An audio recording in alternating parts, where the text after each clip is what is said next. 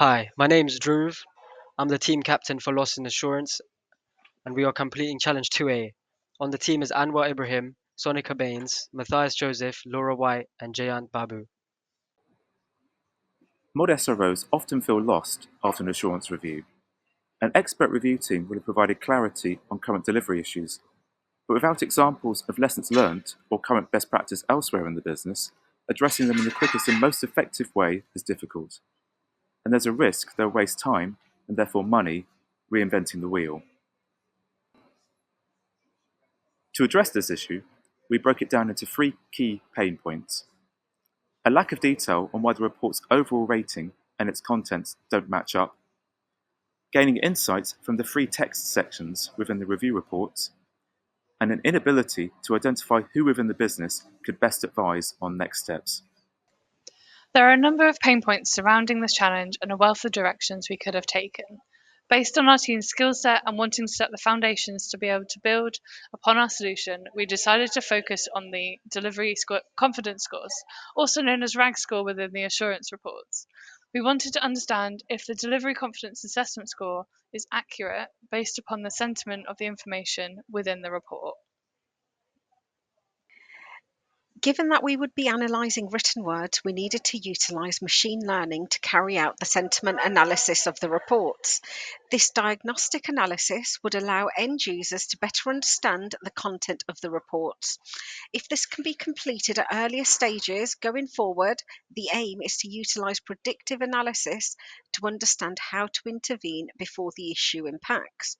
We use the mirror board to break down the problem and solutionise. Data was extracted from a data folder where each PDF was read into a program, and reports were extracted line by line.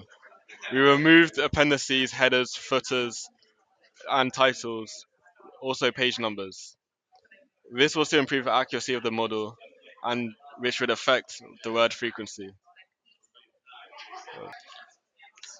We utilize Python's text blob library to analyze sentiment, scoring each sentence on a scale from -1 to +1, where -1 represents a very negative sentiment and +1 indicates a very positive sentiment.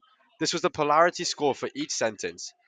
The subjectivity was also measured for each sentence from 0 to 1, where 0 was a normative statement and 1 was a more positive statement. However, we noticed that the scores generated by this method were often quite small and hovered close to 0, indicating a neutral sentiment. This was because the library we used was ineffective at achieving this, as it was trained on data which was not suitable for a report. We know this because we tested it using different optimistic and pessimistic statements with differing levels of subjectivity. To address the small values of the sentences, we adapted our approach by using them as benchmarks for comparison across other reports. This allowed us to set the boundaries for our revised RAG scores, and by doing so, we ensured that the scores remain meaningful despite the narrower range of values.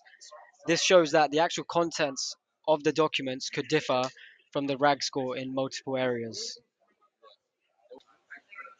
For each report, there is an Excel sheet generated for it.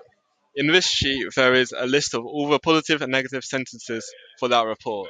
In the future, we would like to use this to highlight the keywords and phrases in the positive and negative categories to show the frequency and trends of this report. For example, we would do this by using visual data such as word clouds. Furthermore, using the frequently used words in key selections, such as governance, we can link those with current problems to those with potential solutions, thus reducing duplication of effort and expediting the sharing of lessons learned. Our solution has been designed to deliver two key benefits. To provide insights not previously available to SROs they can use alongside existing data to determine next steps, and identifying who within the business has recent best practice relating to the issues identified. During this hack, we've demonstrated that our solution design is achievable. Our next steps would be to further segment our data to deliver on point B on this slide, to consider how to improve the insights provided, to better understand correlations between the different data sources, and to standardize the source data. We used ranges to group the polarity of a report into the delivery confidence assessment ranges, red, amber, and green. This would require some tweaking in the future to set the right boundaries for the numerical data, but we are confident this is a good way to show and compare or allow users to compare these. 2. The unstandardized approach to the assurance reports was an issue. However, it could have been mitigated by ensuring that the reports are summarized by how many people contributed to the shared review. For example, if many people realized there was an issue and spoke about it, then it has a greater impact on the score of the report.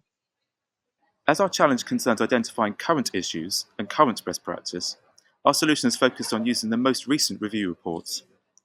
Putting in data from historic reports for the same program would provide utility by indicating earlier points when that program performed better on areas as are current issues. Historic data from other programs could provide long-standing best practice or LFE, but could actually be unhelpful if it related to previous policies and processes.